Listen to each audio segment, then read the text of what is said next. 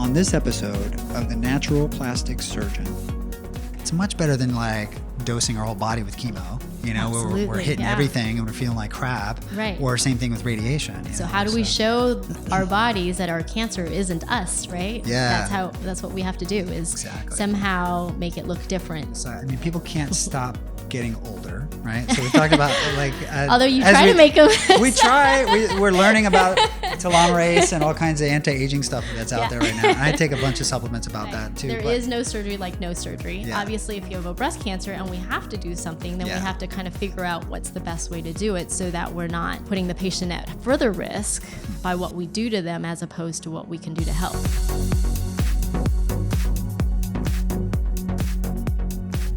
Today we have a very special guest for our October Breast Cancer Awareness Month. We have Dr. Janie Grumley. She is the director at the Margie Peterson Breast Cancer Center at Providence St. John's in Santa Monica, right here in Los Angeles. And she's also the director of breast oncology at the John Wayne Cancer Institute. She's also associate professor of surgery at John Wayne Cancer Institute as well. Okay, so I'm really excited to have Dr. Grumley on here because we actually got to train together when we were at USC together, and you make my training look like peanuts compared to all the training that you had. I mean, you went to Pepperdine, you did general surgery at LA County USC, you became a chief resident there, and that's when I got to work with you, and that was some fun times. Yeah, you ran a really tight ship, and it was amazing. Then you actually went on and became a surgical breast oncology fellow at USC. And USC, I remember when I was doing plastic surgery, they were coming up with all kinds of great innovative techniques to deal with breast cancer versus the old school way of just kind of like wiping everything out. Right. But so, I mean, really, I'm just so excited to have you on here, especially for this month to talk about breast cancer. Janie, welcome to the show. Thank you so much. I'm excited to be here. It's been a long time since we've gotten to hang out, and so I'm excited. This is a new position for me, so I'm here. I've been here in Santa Monica for about a year, and I think we're building something pretty exciting. You guys are, and it's amazing. Santa Monica is such a very big place, and there's a lot of need for someone to do what you're doing. Can you tell us more about what you're doing specifically there in the Margie Peterson Breast Cancer Center? Yeah, so I think our main goal is really obviously to take care of the patients. Breast cancer has become so complex. It is not just about the surgery. It's not just about the medicines.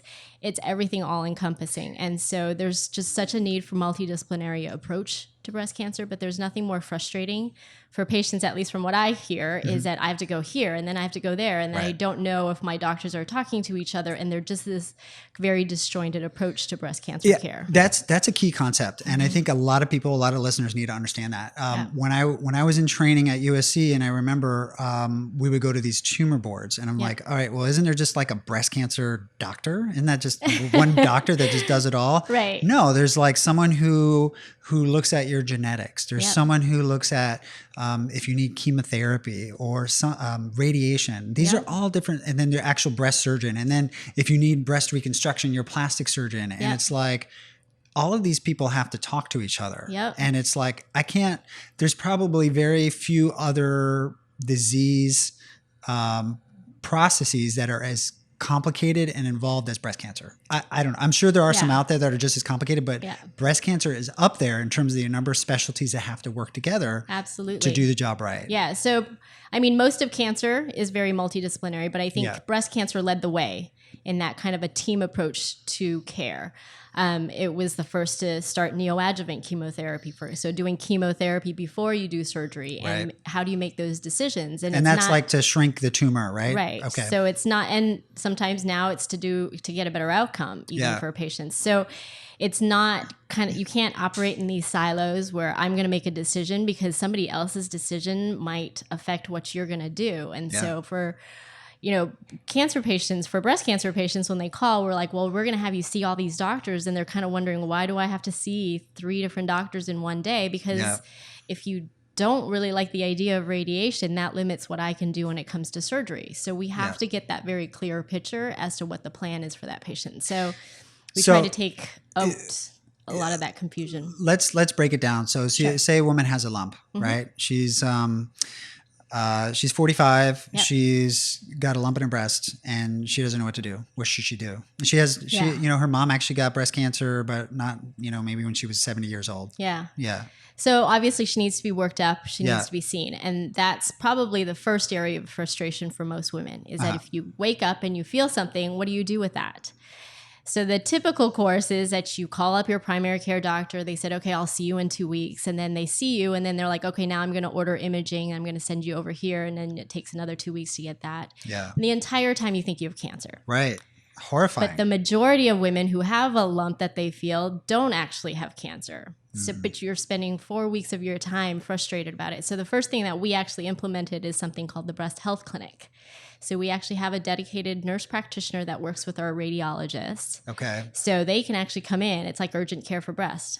You don't need a referral from your primary care doctor. You can pick up the phone and call the number and just say, hey, I have a breast lump. I'd like to be seen. Because if you just go to an imaging center, they won't see you. Right. You need a clinician to feel and assess you first Yeah. and write the order.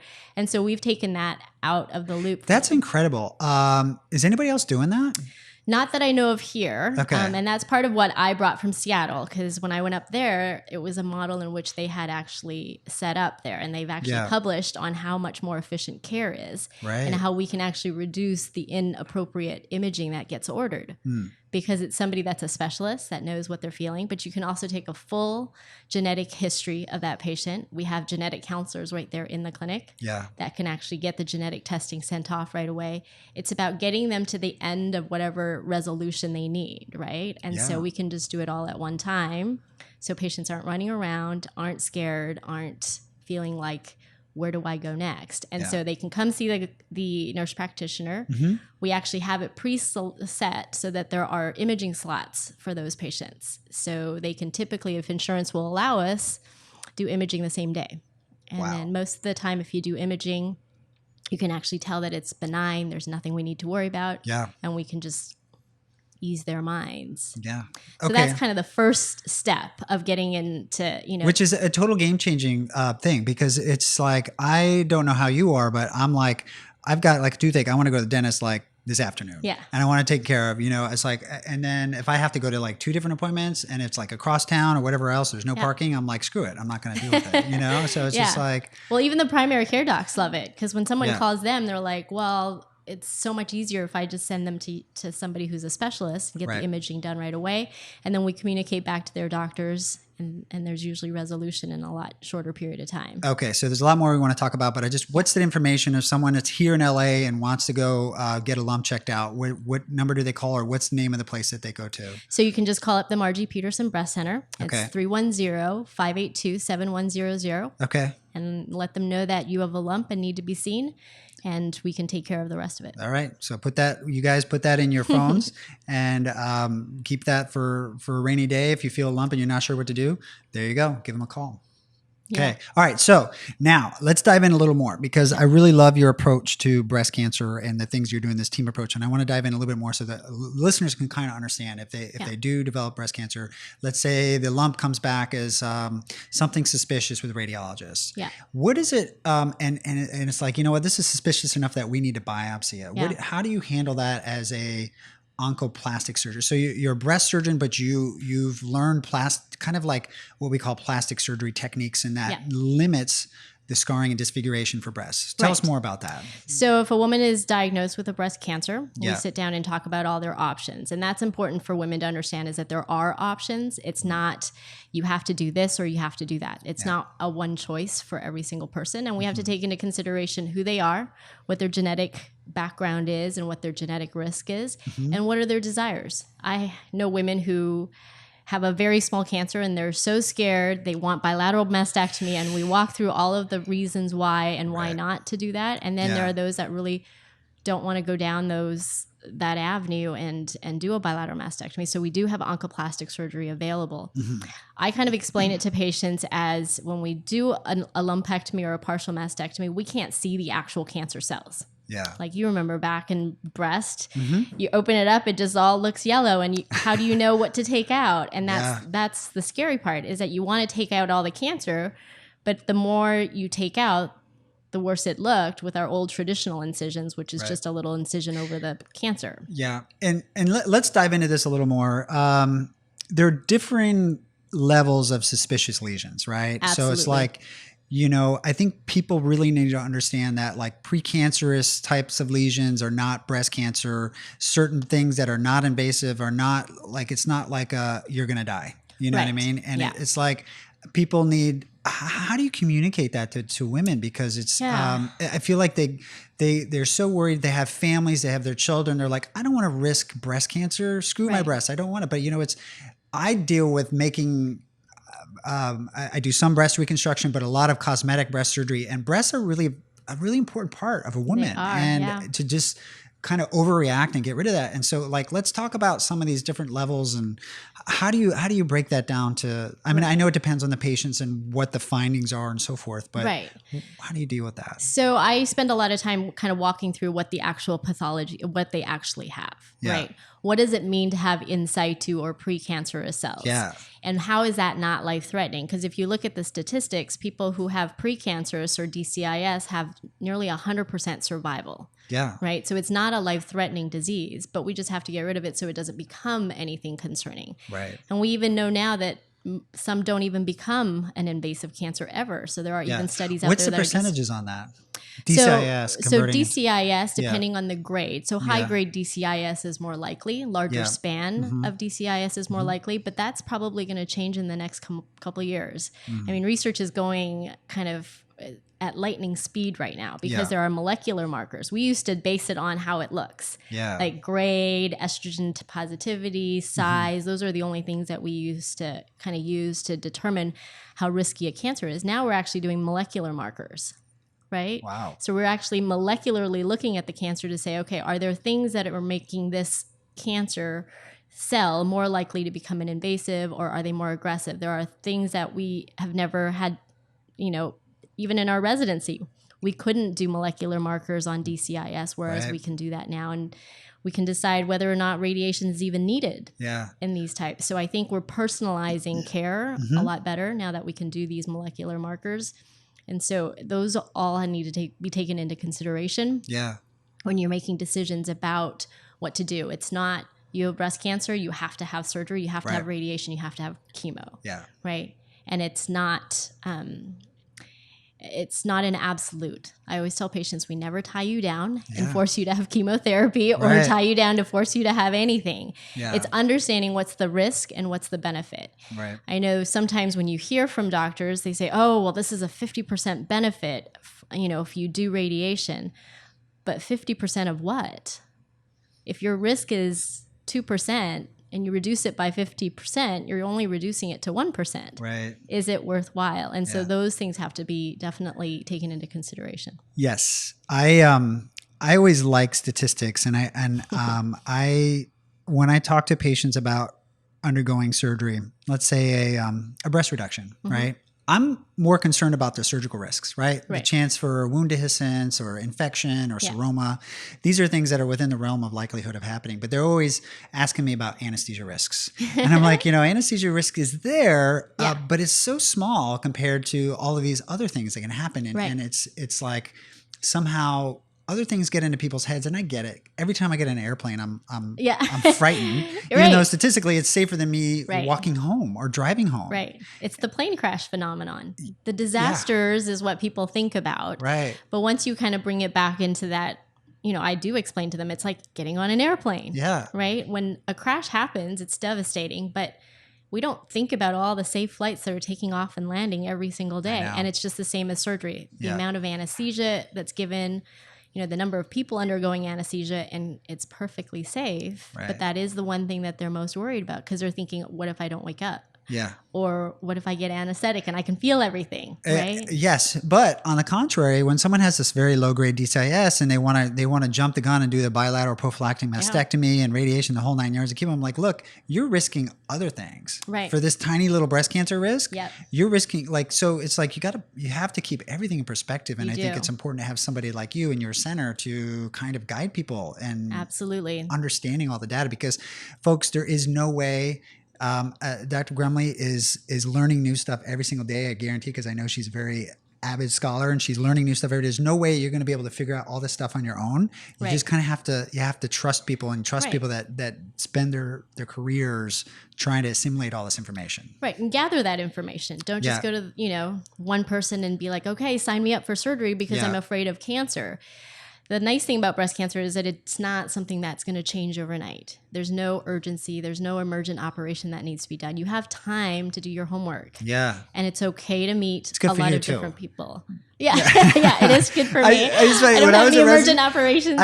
So a little flashback to training. I was like, what do I, I was like, when I was in med school, I was like, this cardiothoracic stuff is really cool where they're opening chest, but it's like, these guys have to act quick and it's the middle of the night. And I was like, if I'm older and have a family, I don't know if I want to jump into doing that. So that's why, that's one thing. So rest assured that nothing's going to happen overnight. And that's a great way of putting at it. And I always tell patients, if it makes you feel more comfortable, get that second opinion. Yeah. It's okay. It doesn't offend me in any way if you get a second opinion because sometimes you just need to hear it from somebody else. Yeah.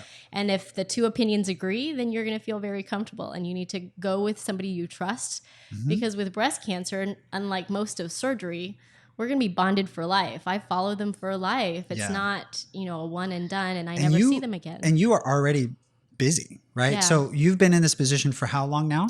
About 12 months. 12 months, and you are filled already. I mean, you're such in high demand that everybody wants to see ready to hire another surgeon. Yeah, so yeah. excited. I know. I can't believe it. There's such a need for someone who's just integrating all this together, and I'm so glad that you're there. That's amazing. Thank you. Yeah. So let's talk about. There's a lot of myths out there. Yeah. I want to talk about what's the incidence. We'll go back to some common things. What's the incidence of breast cancer and what should women be worried about? What are some things that you recommend every woman should do? Yeah. So I think everybody's heard the statistics. 1 in 8 women in their lifetime will develop breast cancer. And I think the number one myth that everybody kind of has is that, it must be family related, right? Genetics. Yeah. It's because I have family members that have breast cancer. That's why I'm at risk. Mm-hmm. The number one risk factor for breast cancer is just aging. Okay. If you live long enough, you're living past heart disease, you're living past, heart or hypertension or whatever else that other people used to get.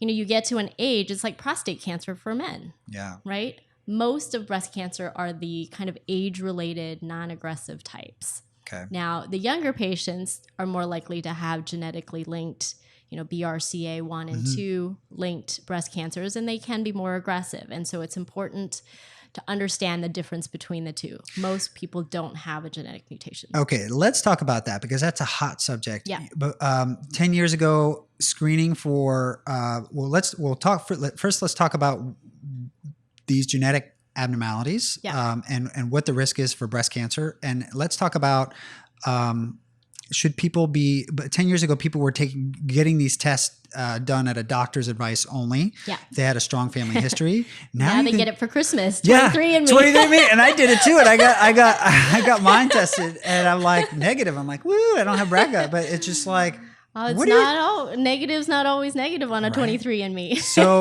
let's talk about that because these things are so they're all these different tests like Ancestry DNA, 23andMe. There's a few other ones, boutique ones out there. Yeah. Let's talk about those. What do you think about every woman going out there and getting tested for this? Well, I think information is always good to have, but it's what you do with that information. I think what needs to happen is that there needs to be the counseling that goes with the genetic testing. They have packaged it up very nicely, so it's really inexpensive to kind of send things off, but they're not doing full panel testing, right? They're not doing the full there's different arrays, different mutations for each. So if a woman who is got a very indicative family history of breast cancer, so early onset breast cancer, multiple siblings, multiple generations, and they do this 23andMe. So you're saying that's not enough? That's not typically enough. So if I saw that patient in clinic who's got a negative testing, we would, send it for further testing. Okay, so if someone is in this category that you would normally test for, and they do a 23andMe and it says it's negative, you still say that, hey, no, we need to do more. I think we do need to do full panel testing to make sure. Testing. Okay, because that's news to me. I didn't know that. Yeah, so there are different BRCA mutations that are tested. Yeah. The 23andMe do the more common types. But I think somebody like that needs to see a genetic counselor. Yeah. Right? It's not just send off a test and then what do you do with it? What if it comes back as being positive? And who would that person be? Do you have the criteria that they use now for recommendation of this multi-panel testing? Yeah, so anybody who has a family history of ovarian cancer, male breast cancer, qualify already for genetic testing. We typically like to test those that actually has the cancer because they have a higher likelihood of actually having a mutation. Okay. And once you know what that mutation is, then you can So it's interesting. test. One of my nurses who works here, her father died of male breast cancer. Yeah. So would she be one that she would be somebody that would be tested. But he would be tested first. Okay. He's passed away now. So if he's passed away, then she would be tested and she would qualify for testing. Okay. The guidelines for genetic testing are always changing and it's become less and less stringent. And it's also become less expensive to do testing. Great. So it's financially definitely not as devastating as it used to be. So anybody really with a young breast cancer in their family, obviously we want to try to test the Is cancer. that less than 50? For less than 50, we would do genetic testing on anybody who's diagnosed with cancer. Okay. Obviously it's nice to have that negative result. Then you feel very comfortable that there's nothing to worry about. But it's important if you do get a positive result that somebody interprets it for you because there are variants of unknown significance that can come back. Oh. What that means is that you have a variant from normal, but we don't know what that means. Okay. Right? We don't know if it's going to be important. I've had patients sent to me for bilateral mastectomies with an unknown variant. And you're like, no, that hasn't been shown to be linked to breast cancer. So why would you undergo a surgical procedure with its risks and then reconstruction when we don't even know if there's risk? It is no walk in the park. No. It is not a one and done. No, that is a long, and it's never as good as you were before. Well, I've always said there's no surgery like no surgery. Right. That's a great quote. It's Did absolutely you come up with that? true. Well, no, I think somebody wiser. One of our wiser attendings, I'm sure, said it. Yeah. But there is no surgery like no surgery. Yeah. Obviously, if you have a breast cancer and we have to do something, then we have to kind of figure out what's the best way to do it so that we're not, putting the patient at further risk by what we do to them as opposed to what we can do to help. Yeah. Right? So those are some common things. It's genetic testing, 1 in 8. What are the screening guidelines? Like this is all over the place. It is all over the place. I listen to so many podcasts about health and wellness, and people talk about radiation exposure. People talk about over-treatment and breast cancer. Yep. What are the official guidelines, and what do you think? Well, it depends on who you ask what the official guidelines are. I think it's become way more complicated than it needs to be. Yeah. And part of it is because of the U.S.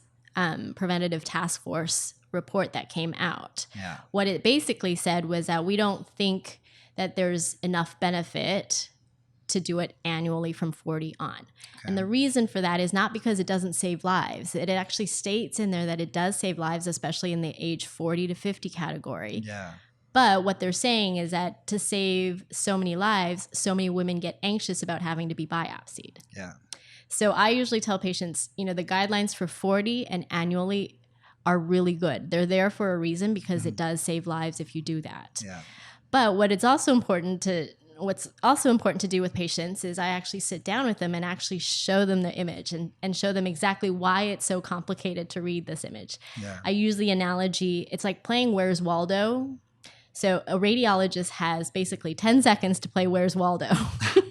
One big picture of all of these things that are happening, right? Now, are there certain mammograms that are easier to read? Absolutely. The really fatty breast mammogram, really easy to read. It's like Where's Waldo is right in the center and there's nothing else around it, right?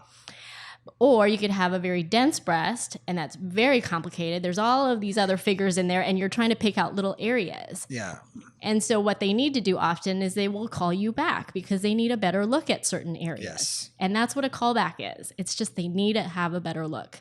So don't be anxious because most people will be called back at some point in their lifetime, especially people with dense breast tissue. Yeah. So we by the way, we do all, we recommend mammograms for anybody 35 and above getting breast surgery. Absolutely. And the main reason why we do it is so if you're 35 and you get a breast augmentation, you have a baseline. So let's say when you do turn 40, if something suspicious pops up, they've got a reference mammogram to kind of look back at and be like, hey, I see what happened here with the surgery. I can see the implant underneath the muscle, which supposedly, by the way, makes mammograms easier. If it's underneath the muscle, it kind of pushes. If it's underneath the muscle. Yes. Yeah. Which is one of the reasons why I go submuscular with implants. Absolutely. And so, you know, we do all of that. I don't do any breast surgery unless they get that, you know, or if they're over 40, they have a recent one. Yeah. And that's just smart. Yeah. And that's just for that 1 in 8 scenario, which is probably going to happen where unfortunately, I haven't had anybody come back with breast cancer. Yeah. So, but I've had people come back with getting repeat imaging, and they're worried, they're freaked out, they want to cancel surgery. Like, no, go back, get your ultrasound negative, right? Yeah. Benign. Right. Yeah, just follow up in a couple of years. Exactly. And so but it's like that. The anxiety just goes right up. But if you actually explain to patients that when you go for your mammogram, there's a good chance they're going to call you back and have a better look because they just need to have a better look, then that anxiety kind of comes down. And no, it's true. What you mentioned is totally spot on. I remember going into these radiology these rooms. It was like you're entering Star Wars. Yeah, you're like, you look at these screens and you feel like you're looking at galaxies. It's so blown up on these screens, and you're looking at these little different star systems. But that's just, I don't know how they interpret them so well. Exactly. They're but they do it every day, and this is all they do. And it's amazing what they can pick up. Now we have 3D mammograms, so tomosynthesis makes it a lot easier for women who have very kind of complex imaging.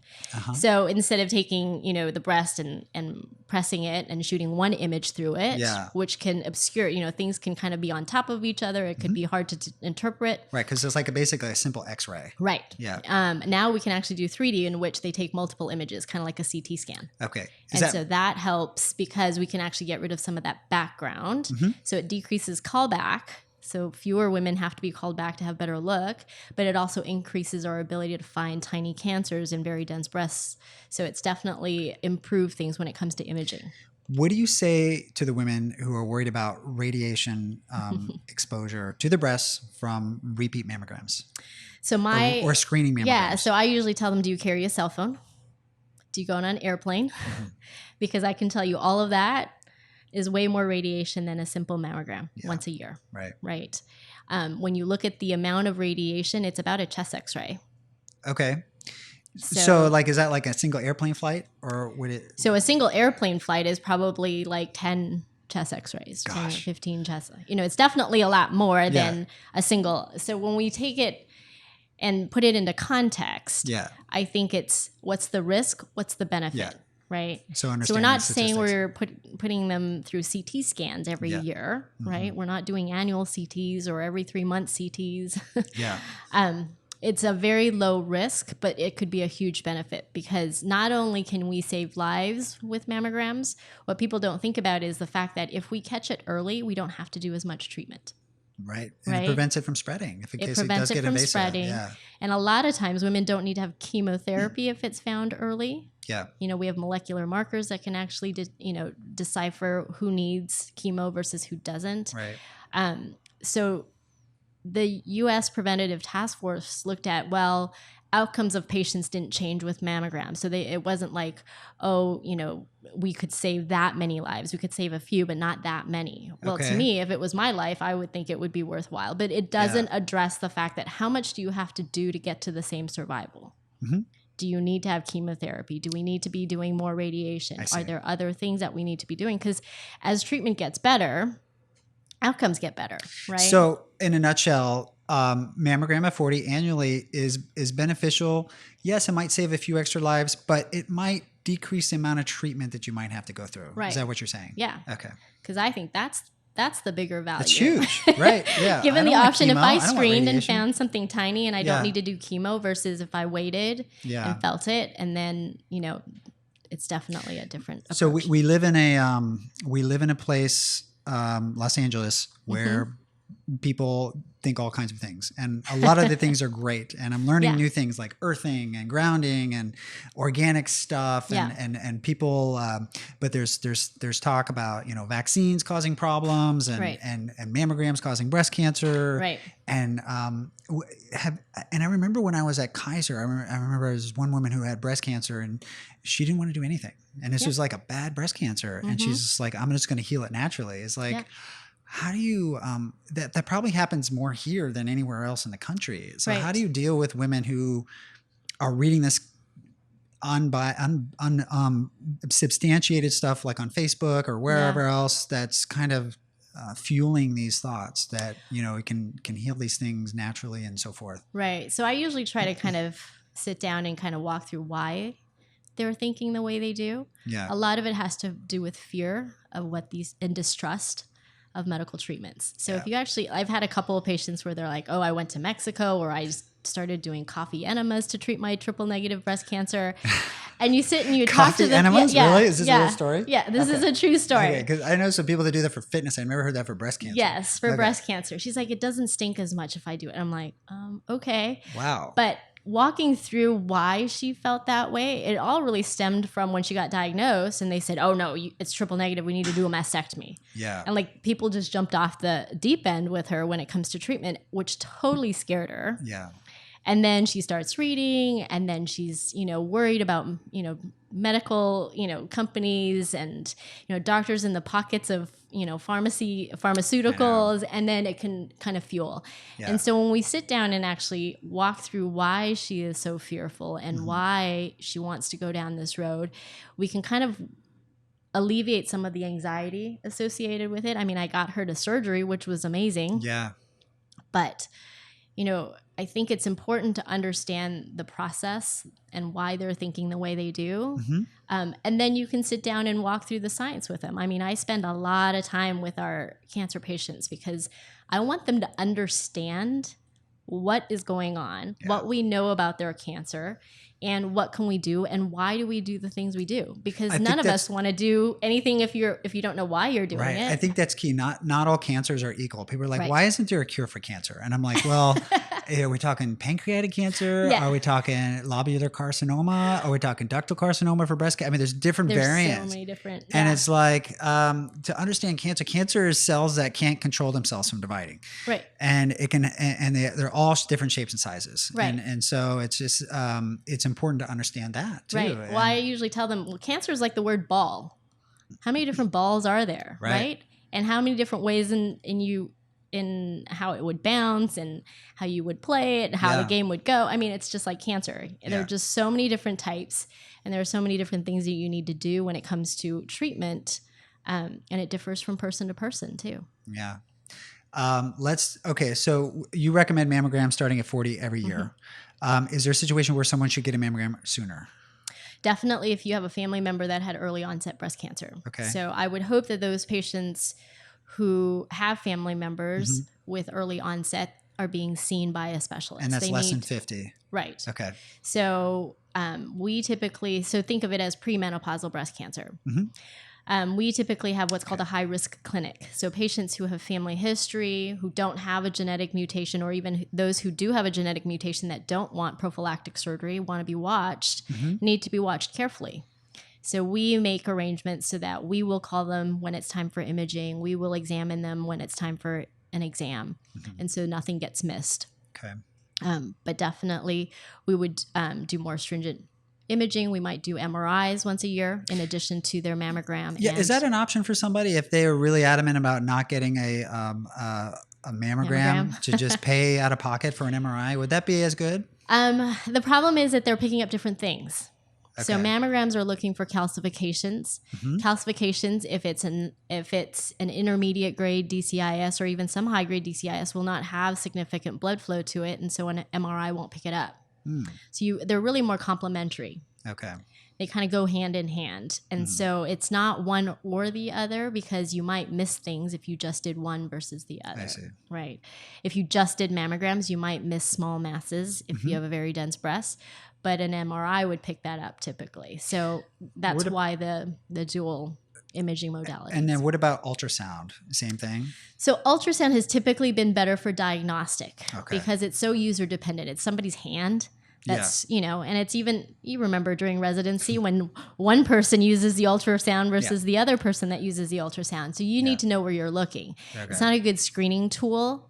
At least it never used to be because it has to be the person's hand and you might miss parts of the breast. Got it. But now there's something called ABES, which is an automated breast ultrasound. So it's like this big box that you can actually put on the breast. Okay. And it will automate, it's an automated pattern in which it will get all quadrants of the breast. Cool. So it's repeatable, it's more reliable. But again, it's not picking up calcifications. Got it. So that's, again, a complementary study, but not... So instead of really quickly, cancer cells put out calcifications. Well, cancer cells can put out calcifications. You can have cancer without calcifications. Wonderful. Right. Okay. So it's basically, we usually see cancer or calcifications if they're very fast growing cells. Yeah. So there's debris that's kind of left behind by the necrotic tissue. But you can have calcifications that are not cancer. So you can have atypia that can be calcified atypia, so little specks that shows atypical ductal hyperplasia, or it could be usual hyperplasia, which is just normal variant of the breast. Yeah. So the reason why I like the annual mammograms is because when a radiologist is looking at your mammogram to interpret it, they're looking back to last year to see if there's change. Right. They literally sit there and count these calcifications.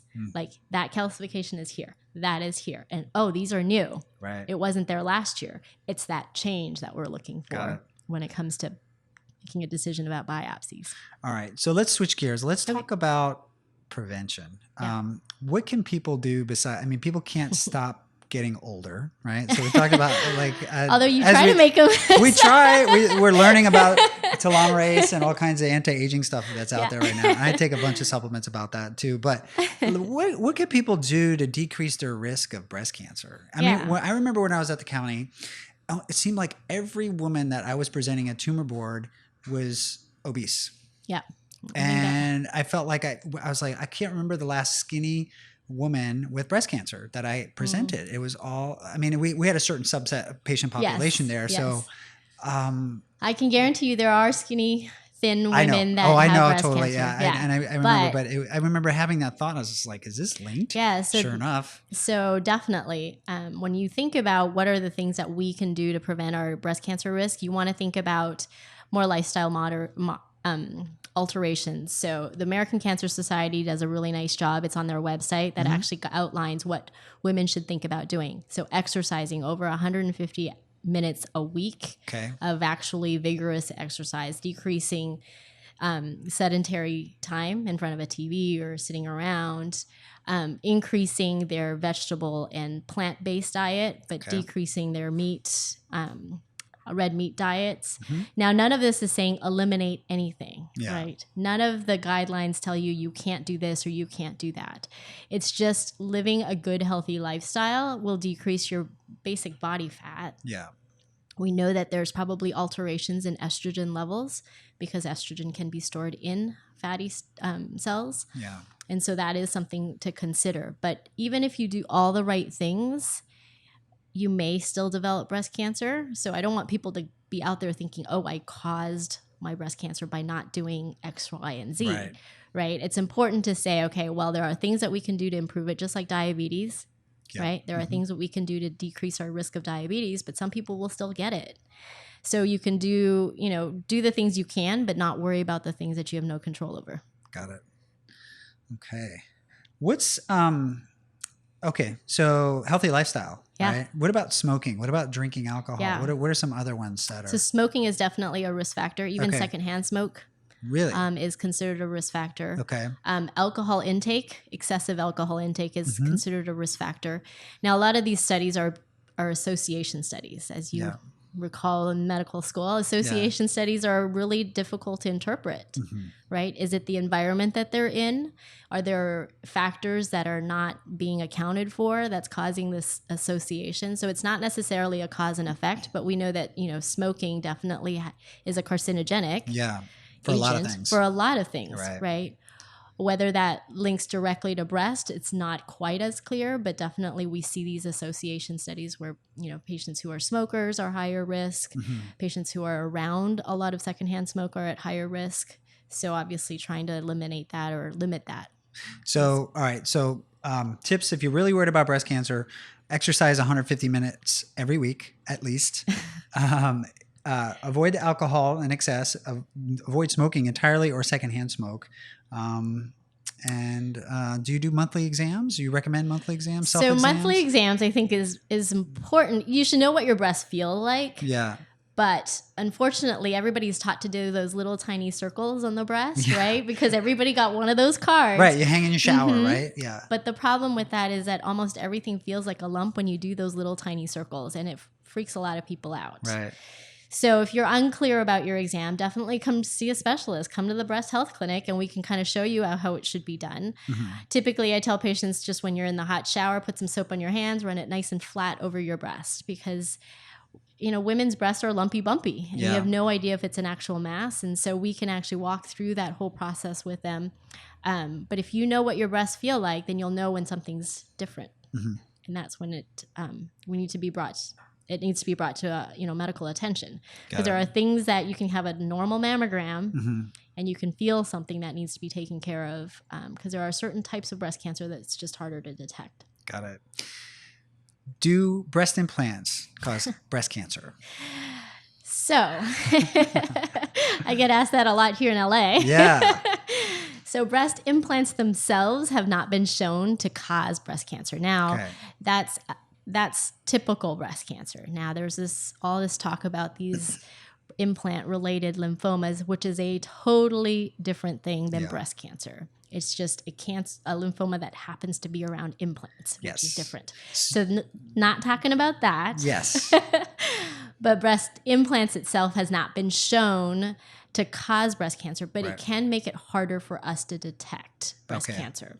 So when you talked about always doing it subpectoral, why? Because we can push it out of the way so we can have a better view of the breast itself. Right. As opposed to subglandular, which is like between the breast and the muscle. Right, and smack in the middle. Right. Yeah. It obscures a lot of the breast tissue that we really want to have a good look at, and that makes it very hard for us to kind of decipher. Yeah. No, we actually have a whole podcast with Dr. Ritu Chopra, who's he works, he's been doing some research with Allergan and their textured implants, which have that 1 in 3,000 risk of the anaplastic large cell lymphoma, which is a lymphoma that develops in the capsule around textured implants. And it happens with the other textured implants as well, but it hasn't been shown to happen with smooth implants. And even in the worst case scenario, these implants that were recalled, it's 1 in 3,000. Yeah. Chance of being very, struck. Very rare. Yeah. Chance of being struck by lightning in your lifetime is about 1 in 3,000. So I tell people that. But I don't use Allergan. I use Mentor, and it's 1 in 86,000 chance if I use textured. But most of the time I'm using smooth. Yeah. People are more likely to get problems from surgery like infection, capsular contracture, other things versus this rare lymphoma. Very, very rare. But it's out there. It's in the news. And it's people like, oh, breast cancer. It's not breast cancer. It's lymphoma. Again, it's a different type of ball, like you said. Yeah. It's totally different. I want to touch on hot topics. Okay. Hot topics that are going on at your level. And you do a lot of research as well as clinical stuff. So you're completely in the breast cancer world, and it's amazing that you can balance your 3 kids, your clinical side of things, the whole surgery, the Cancer Institute, and then John Wayne Cancer Research. Yeah. So I don't do it on my own. Okay. What I know it's not. Yeah, it's not just me. It's a huge team. Yeah. It's an amazing team that we've put together there. But yeah, so research is definitely important. Part of what I loved about medicine was that how things are always changing, right? How can we improve? How can we make it better? And I think what we're looking at when it comes to breast in the future is the fact that we can kind of figure out what a patient actually needs. Breast or cancer treatment in the past has always been kind of this buckshot. We'll just try this. Let's try that. Yeah. Bigger must be better. But what we're actually finding out is looking at molecular levels of the cancer cells to decipher which are which. What does that mean, molecular level? Yeah, so you're looking at genetics of the tumor. Okay. To see, is it a higher risk cancer? Do they have, patterns in which we would recognize as being higher risk? So a lot of the research that's happening at John Wayne is looking at triple negative breast cancers. Are they all alike? Now, what does triple negative mean? So that means they're on the cancer cells themselves, they have lost. So cancer cells of the breast is a version of your own breast cells. Your own breast cells has estrogen receptors on it. It kind of signals for growth when you hit puberty. So cancer cells that have lost it is an estrogen negative. So something genetically has altered. So it's lost that estrogen receptor on it. So it doesn't modulate its function. So estrogen receptor negative, and then progesterone is the other hormone. So also negative would, and then HER2 is another kind of protein that's typically seen. So if it's also negative, that makes it a triple negative breast cancer. Got it. That's the most aggressive form. At least it's been categorized as the most aggressive form of breast cancer. But as we're starting to find out by looking at the genetic profiles of it, is that it's actually not one cancer. Yeah. There are different types. There are less aggressive triple negatives, and then there's really super aggressive triple negatives. Yeah. And then there are those that will respond and those that won't respond to what we have available, and those that respond to different things. And so instead of just kind of trying one thing for this big bucket of disease, we have to actually look at the molecular makeup of it so that we can better prescribe what's actually needed for that specific person. Okay. So I think it's really exciting. I think the future is going to be more personalizing medicine, right? We're not just treating the cancer, we're treating your specific cancer. Just like everybody is different, we have to treat the cancers differently too. That's pretty incredible. Yeah. Is there any research going on into stimulating your own immune system to kind of go after these aberrant cells? Yeah. So triple negative is actually one of the largest areas where they're looking at immunotherapy to help stimulate your own ability to kind of fight against cancer. We're actually embarking on a new study just right now looking at intraoperative radiation therapy. Why does it work so well? If we do one dose of radiation, we think it's such a small amount of radiation. Why does it work? So let's back up a minute. So radiation is basically shooting a beam of ionizing radiation that is it affects dividing cells. Typically, dividing cells are cancer cells, right? These are just uncontrolled divisions. Normally, the cells in your body have about, 80 or so cell divisions, and then they die. Cancer cells are cells that they don't have a shut off and they just keep going like crazy, right? So one of the tricks that we discovered a long time ago is that if you radiate these rapidly dividing cells, it kills them. Right. So radiation has been a mainstay of breast cancer therapy in certain situations. And I remember when my own father had lung cancer, and I remember they'd have these tattoos on his chest, and he'd have these radiation burns where they'd shoot a whole beam right through his whole chest. And they do similar stuff for breast cancer where they've refined it a lot since then. But tell us, what is it, this intraoperative radiation that you guys are doing now that's so different? Right. So typically for breast cancer patients, you have to have radiation from the outside. It's like you said, they put the tattoos on, and they there are beams that kind of go through the breast tissue, and it typically takes probably somewhere in the 3 weeks to 6 week range of treatment, depending on the stage of cancer and other factors. So obviously there's a lot of fear because what else is getting radiated, right? Just like we said about surgery, there's no radiation like no radiation, because you're also treating a lot of things that are normal. And it makes our life, as a reconstructive plastic surgeon, it makes our lives really difficult to try and recreate a breast when the surrounding tissue has been radiated, because it doesn't respond like normal, healthy, non-radiated tissue. Yeah, so there's definitely lasting effects. Yeah. So, but what we've discovered is that as we do screening, we're finding smaller and smaller cancers. Do we need to radiate this large area? Right. When you look at the studies where disease recurrence, so that means when the cancer comes back in the future, where does it come back? Does it really come back, or is it just left there in the beginning? Well, that's a good we don't know. Yeah. We don't know. So even after radiation, even if they come back, where do they come back? They come back right in the vicinity of where the first cancer is.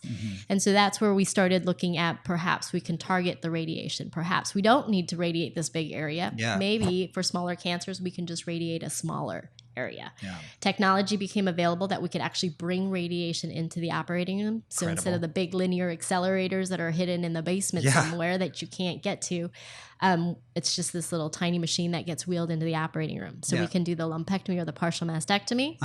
Then I know exactly where the tumor came from because I just took it out. Right. Then we place the applicator for the radiation and we just radiate the tissue around there. So this is pretty cool because I remember this was just getting started at USC when I was finishing my training. And so backing up, there's full mastectomy where the whole breast is removed. And then there's lumpectomy where we take a little quadrant or a little surrounding area of where that breast cancer is. Right. And it's kind of cool because it preserves the rest of the breast. Right. So I remember there was like this little balloon and it was like a big marble and you stick it in there and then you wrap the breast up around it and then it just localized radiation right in that spot. So radiation is just on the surface of the applicator. And so it extends for about 1 centimeter. So it's basically saving the rest of the breast, saving the chest wall. And so it's limiting the amount of radiation, but it's really treating well kind of the tumor bed, which is the tissue that needs to be treated. Yeah. And results has been great. So the Target trial was first started in 2001. That's the large trial that compared it to whole breast radiation. So in well selected, so in the appropriate patient, small cancer, early stage, they did just as well when it came to having this cancer come back in the future. But what they also found in the later follow-up is in that very well-selected group of patients, the survival for any disease, any death was actually better in the intraoperative group than the whole breast group. Interesting. So obviously everything we do has a side effect. So we definitely don't want to cause problems when they don't have a very high-risk cancer. Right. So it's picking the right tool for the right patient. So we just have to have it in our tool belt. Yeah, I mean, we've all heard those stories and people get horrified at these complications that happen. So-and-so went in for surgery and they ended up in the ICU. Something bad happened. And it's just like, you know, it's we think that we are doing good all the time, but people make mistakes. Infections can happen. You know, we really, radiation can hit a part somewhere else that might be developing its own cancer or something, you know? Right. There's always things to be considered that need to be considered, but you have to assess what's your risk and what's your benefit that you're going to get from that treatment. If it's worthwhile, you have a really bad disease, then you do want to treat with kind of bigger treatments. But if you don't, we don't want to cause problems for you down the road either. So we're looking at kind of the effects of intraoperative radiation therapy, and we're actually looking at, like we were talking about, the immune response to it.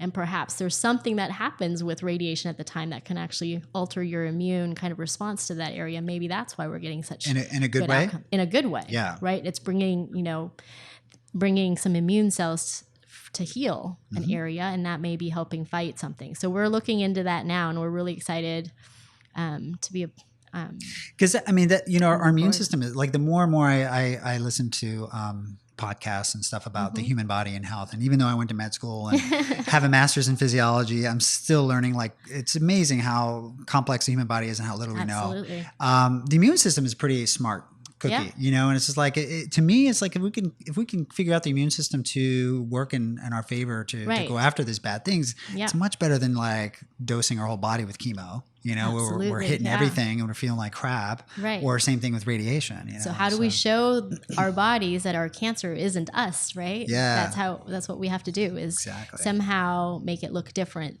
than our normal, so that our own immune system can attack it. Yeah.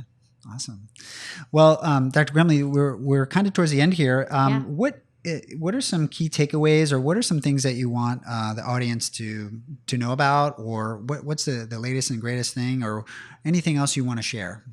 Well, I think it's important to understand that breast cancer is not nearly as scary as it used to be. There are just so many choices available. Yeah. It's not a death sentence. It's not a death sentence. You know, you go to the Komen Walk and you have 30, 40, 50-year survivors. It's important to understand that what your neighbor did isn't what you need to do. You have to make your own decisions. Yeah. I don't know if you know this. I recently participated in the Malibu Triathlon with Dr. Tiffany Grumwell. Yeah. I don't know if you know who she is. I do, yeah. She does a lot of breast cancer reconstruction. Yeah, she's wonderful. And I was out there and I did a swim, and she's like, Dan, we need some more swimmers. I'm like, all right, fine. I'm like, that's my worst part of doing anything. I was like, I can run really fast. I can ride a bike, but you want me to get in the ocean and swim? Like, what am I, shark bait? I don't know. And so I went out there and I swam, and it was great. But there was like 150 to 200 women, some men too, and they were all running and cycling, and they've all been through surgery. Yep. Some of them might have been your patient, I don't know, but it was totally awesome. Yeah, it's amazing how things have changed. I mean, even when you and I were doing residency, we were seeing women die all the time when it came to breast cancer, but we are really not seeing that. You know, our ability to find things early and the treatments that we have available now is definitely changing things. Now, are there women still dying of breast cancer? Absolutely. So there's still the need for more research and to better hone in on what is needed. But it's definitely not as scary as it used to be. The things that you can do about getting better outcomes is obviously lifestyle changes that they can do and getting screened. Yeah. And I think when you do come across the unknown and you're concerned about something, reach out to a multidisciplinary center like the Margie Peterson Center, and go to a multidisciplinary place so that you can get kind of a team approach. Absolutely. If you are worried about something. And this urgent care for the boobies, I love it. I'm gonna give all my patients this phone number. That's like the best idea ever. Yeah, no, it's been great. She's been so busy since we've opened it, because that's what, a lot of women are like, I don't really have a doctor. Like, where do I go? And what do I do with it? I get a lot of patients that ask me to look at lumps too. They're like here for their tummy. Oh, can you look at my breast too? I'm like, oh God, it's been a while since I've done a breast exam. Let me feel like that kind of feels normal, but you should go see your doctor, right? Yeah. Because I'm not. Now you can send it to us. I'm totally going to send it to you guys. So that's fantastic. Well, Dr. Grumley, thank you so much for being on the podcast, and thank you. You are really bringing some new things to breast cancer, and your dedication and passion is really showing. And so, thank you for what you're doing. Well, thanks for having me. Absolutely, it's been fun. Anytime. Awesome. Cool. Thank you. Awesome.